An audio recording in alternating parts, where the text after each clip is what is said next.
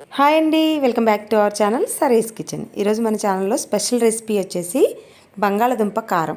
So ఈ బంగాళదుంప కారంని చాలా చాలా టేస్టీగా అండ్ అలాగే ఎక్కువ రోజులు నిల్వ ఉండేలాగా, అంటే మినిమం 20 డేస్ వరకు కూడా మనం బయట పెట్టుకున్నా సరే నిల్వ ఉంటుందండి. సో దీనికోసం అయితే ఇక్కడ మేము 1.5 కేజీ వరకు పొటాటోస్ని తీసుకున్నాము. సో ఇవి కూడా కొంచెం పెద్దగా ఉన్న పొటాటోస్ని ప్రిఫర్ చేస్తే ఈ రెసిపీ అనేది పర్ఫెక్ట్గా వస్తుందన్నమాట. సో వీటిని నీట్గా వాష్ చేసుకొని పీల్ ఆఫ్ చేసుకొని సో వీలైనంత సన్నగా వీటిని కట్ చేసుకోవాలి. సో ఇవి కట్ చేసుకున్న తర్వాత వాటర్లో వేసుకొని మళ్ళీ ఒకసారి సో ముక్కలన్నీ కూడా వాష్ చేసుకుంటే వాటికి ఉన్న స్టార్చ్ అంతా పోతుంది.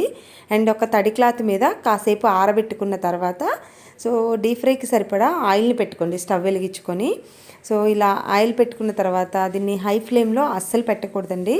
సో లో ఫ్లేమ్లోనే మనం ఈ రెసిపీ అంతా కూడా ప్రిపేర్ చేసుకోవాల్సి ఉంటుందన్నమాట. సో మనం తీసుకున్న 1.5 కేజీ ముక్కల్ని నేను 3 పార్ట్స్గా డివైడ్ చేసి మేము 3 సార్లు వేయించామన్నమాట దీన్ని. సో అరకిలో ముక్కలు వేసుకొని చక్కగా ఫ్రై చేసుకోవాలి. సో మనం రెసిపీ ప్రిపేర్ చేసేటప్పుడు ముక్కలు వేసిన తర్వాత గరిటె పెట్టి సో ఒక్కసారి కలపండి. తర్వాత బాగా ఫ్రై అయిన తర్వాతనే మళ్ళీ వీటిని సో గరిటె పెట్టాలన్నమాట, లేదంటే మధ్యలోనే మనకు బ్రేక్ అయిపోతాయి అన్నమాట. సో ఇలా మంచి కలర్ వచ్చే వరకు అండ్ ముక్క అనేది కరకరలాడే వరకు కూడా బాగా ఫ్రై చేసుకోవాల్సి ఉంటుంది. సో ఈ రెసిపీ అనేది నేను ప్రిపేర్ చేయలేదండి, ఇది మా పాపకి చాలా చాలా ఇష్టం అనమాట. సో మా మామయ్య వాళ్ళ వైఫ్ మా అక్క ప్రిపేర్ చేశారు. సో చాలా టేస్టీగా చేస్తారనమాట ఆవిడ. సో ఈ రెసిపీ హాస్టల్ పిల్లలకి పంపించుకోవడానికి అండ్ మనం ట్రిప్స్కి వెళ్ళేటప్పుడు కూడా తీసుకెళ్ళడానికి ద బెస్ట్ అనమాట. సో చాలా చాలా యూస్ఫుల్ అనమాట ఈ రెసిపీ అనేది. సో కొంచెం టైం తీసుకుంటుంది, కానీ మనం రెసిపీ ప్రిపేర్ చేసుకోవడానికి ఎక్కువ రోజులు మాత్రం నిల్వ ఉంటుందన్నమాట ఇది. సో మనకు ఫ్రిడ్జ్తో అస్సలు పని లేదు. అండ్ ముక్కలు అనేవి కరకరలాడుతూ సో చాలా చాలా టేస్టీగా వస్తుంది కర్రీ అనేది. సో ఇలా మనం మూడు పార్ట్లుగా డివైడ్ చేసుకొని అన్నీ ఫ్రై చేసుకున్న తర్వాత సో రిమైనింగ్ ఆయిల్ అంతా కూడా తీసుకొని సో మేము వీడియోలో చూపిస్తున్న విధంగా ఎంత నేను ఆయిల్ అయితే ఉంచేసామో అంత ఆయిల్ని ఉంచుకొని ఒక పెద్ద ఆనియన్ని తీసుకొని ఆనియన్ని కూడా ఇలా సన్న ముక్కలుగా కట్ చేసుకొని వేసుకొని బాగా ఫ్రై చేసుకోవాలి. ఆనియన్ ముక్కలు కూడా మంచి కలర్ వచ్చే వరకు వేయించుకోవాలి. అండ్ తర్వాత 4-5 వెల్లుల్లి రెబ్బలు తీసుకొని వీటిని కూడా దంచి దీంట్లోకి వేసుకోవాలి. అండ్ తర్వాత కరివేపాకును కూడా వేసుకోండి. కొద్దిగా 1 టీ స్పూన్ జీలకర్రను కూడా యాడ్ చేసుకోండి.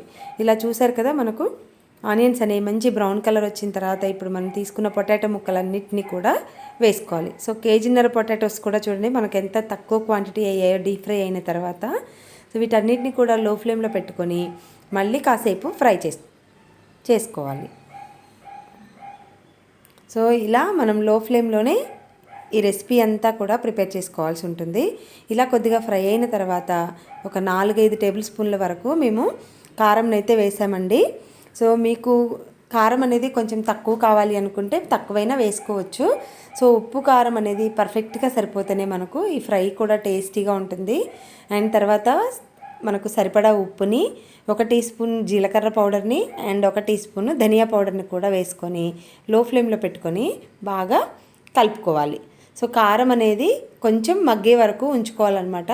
సో ఎక్కువసేపు ఉంచకూడదండి, మళ్ళీ కారం అనేది నల్లగా అయిపోతే కర్రీ టేస్ట్ అంతా కూడా మారిపోతుందన్నమాట. సో ఇప్పుడైతే మేము స్టవ్ కూడా ఆపేసాము. సో పర్ఫెక్ట్గా మనకు రెసిపీ అనేది రెడీ అయిపోయిందండి. సో ఈ వీడియో అనేది మీకు యూస్ఫుల్ అనిపిస్తే మీ ఫ్రెండ్స్ అండ్ రిలేటివ్స్కి తప్పకుండా షేర్ చేయండి. అండ్ అలాగే నా ఛానల్ని సబ్స్క్రైబ్ చేసుకోవడం మాత్రం మర్చిపోవద్దు. అండ్ పక్కనే ఉన్న బెల్ బటన్ని క్లిక్ చేసి ఆల్ క్లిక్ చేసినట్లయితే నేను పెట్టే వీడియోస్ అన్నీ కూడా మీ దాకా నోటిఫికేషన్గా వస్తాయి.